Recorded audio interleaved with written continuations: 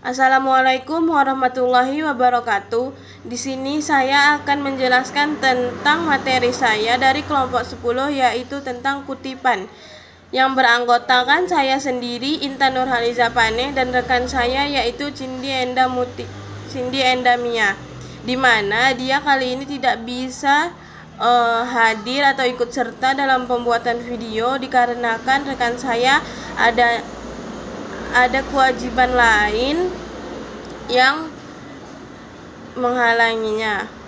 Latar belakang: seiring berkembangnya ilmu pengetahuan dan teknologi, maka kita pun dituntut untuk selalu melakukan, mengembangkan, dan mempublikasikan hasil dari perkembangan ilmu pengetahuan dan teknologi tersebut agar dapat dinikmati oleh masyarakat.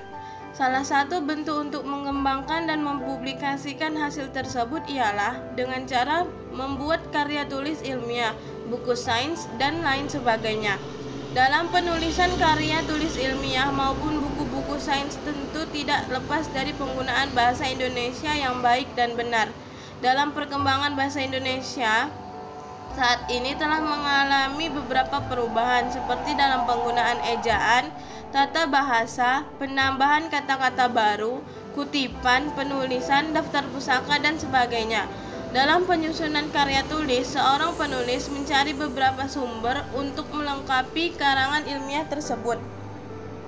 Sumber-sumber tersebut perlu dicantumkan ke dalam sebuah kutipan maupun daftar pustaka. Pengambilan kutipan maupun daftar pustaka bisa dari majalah, buku, koran, ensiklopedia, internet, artikel, maupun jurnal ilmiah.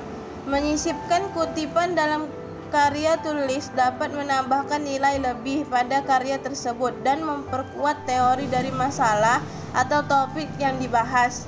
Dan sumber yang didapat pun harus dicantumkan atau sumber menemukan data tersebut pada daftar pustaka.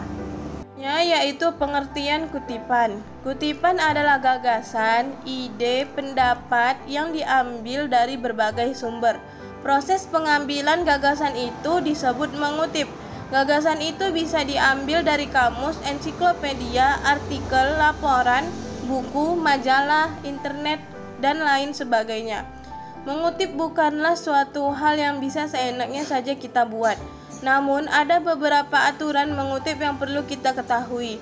Aturan-aturan mengutip ini sangat penting untuk diketahui agar pembuatan dalam karya tulis, catatan kaki, dan daftar pustaka tidak terjadi kesalahan yang berakibat fatal bagi kebenaran penguatan argumen dalam karya tulis kita. Fungsi utama kutipan dalam karya ilmiah adalah menegaskan isi uraian atau membuktikan kebenaran yang diajukan oleh penulis berdasarkan bukti-bukti yang diperoleh dari literatur, pendapat seseorang atau pakar, bahkan pengalaman empiris. Peletakan kutipan dilakukan dalam dua cara, yakni pada teks atau menjadi bagian catatan kaki. Peletakan pada catatan kaki akhir atau endnote umumnya dilakukan andai kata penulis tidak menginginkan adanya penjelasan yang akan mengganggu keuruntutan uraian pada teks. Yaitu teknik mengutip berdasarkan bentuknya. Yang pertama yaitu ada kutipan langsung. Secara mekanisme, kutipan langsung memiliki dua pola penulisan yang masing-masing pola ditentukan oleh banyaknya teks yang dikutip. Untuk teks yang tidak lebih dari 4 baris, maka dapat melakukan langkah-langkah berikut, yaitu: yang pertama, kutipan terintegrasi dengan teks. Yang kedua, kutipan diawali dan diakhiri oleh tanda kutip. Yang ketiga, jika teks utama ditulis dengan 2 atau 1,5 spasi, maka kutipan pun ditulis 2 atau 1,5 spasi.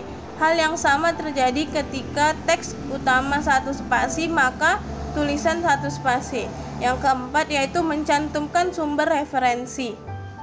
Langsung dibagi menjadi 2, yaitu yang pertama, kutipan langsung pendek atau short direct question adalah kutipan langsung yang panjangnya tidak melebihi 3 baris ketikan. Kutipan yang demikian dimaksudkan dalam teks dengan memberikan tanda petik di antara bahan yang dikutip. Kalau kutipan itu perlu dihilangkan beberapa kata atau bagian dari kalimat, maka pada awal kalimat diberi titik 3 buah. Yang kedua yaitu kutipan langsung panjang, long direct question, adalah kutipan langsung yang panjangnya lebih dari 3 baris ketikan kutipan, diberi tempat sendiri dalam alinea baru yang berdiri sendiri, diketikkan dengan 1 spasi dan lebar jorokan ke dalam, dan kalimat pertama adalah 7 ketukan. Selanjutnya yaitu ada kutipan tidak langsung. Karakteristik kutipan tidak langsung berbeda dengan kutipan langsung. Hal ini bisa dilihat dari teknis penulisannya, yaitu yang pertama, terintegrasi dengan teks utama. Yang kedua, tidak diapit oleh tanda kutip. Yang ketiga, teks kutipan sesuai dengan teks utama. Jika 1 spasi, maka 1 spasi. Begitupun jika 1,5 atau 2 spasi. Yang keempat, mencantumkan sumber kutipan. Kutipan tidak langsung adalah kutipan yang telah kita ringkas intisarinya dari sumber kutipan aslinya. Kutipan tidak langsung ditulis menyatu dengan teks yang kita buat dan tidak usah diapit tanda petik. Penyebutan sumber dapat dengan sistem catatan kaki, dapat juga dengan sistem catatan langsung atau catatan perut, yaitu ada teknik mengutip berdasarkan penulisan sumbernya. Yang pertama yaitu catatan dalam tubuh karangan atau body note.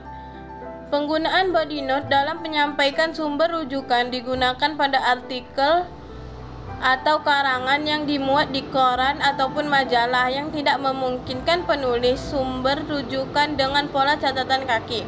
Selain itu, penulisan buku pun menggunakan pola penulisan rujukan body note.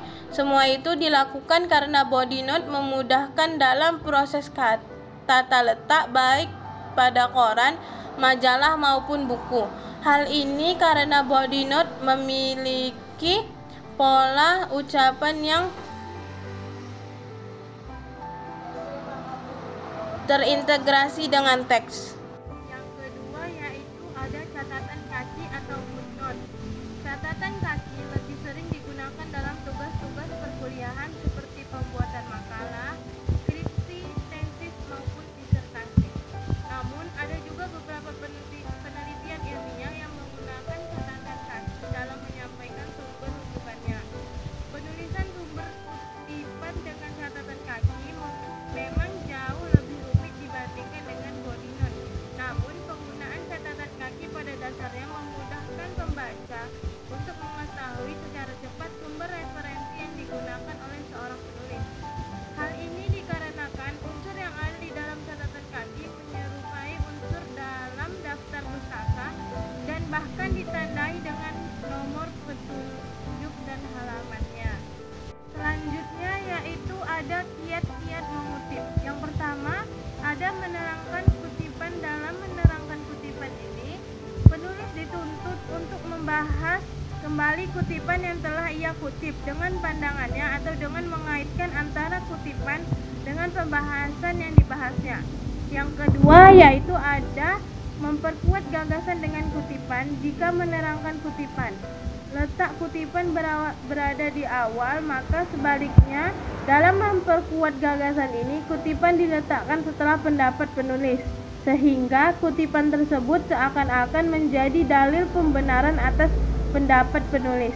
Yang ketiga, menyimpulkan beberapa kutipan. Dalam menyimpulkan beberapa kutipan, syarat utamanya adalah kutipan-kutipan tersebut harus satu konsep atau sederajat sehingga memungkinkan untuk melakukan penyimpulan. Hal ini terjadi pada penjabaran mengenai definisi yang biasanya tidak cukup dengan satu kutipan. Yang keempat yaitu ada membandingkan beberapa kutipan.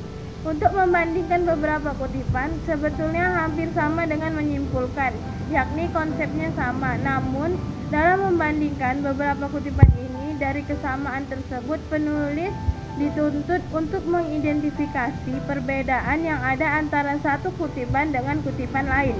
Jadi yang dibandingkan adalah persamaan dan perbedaannya.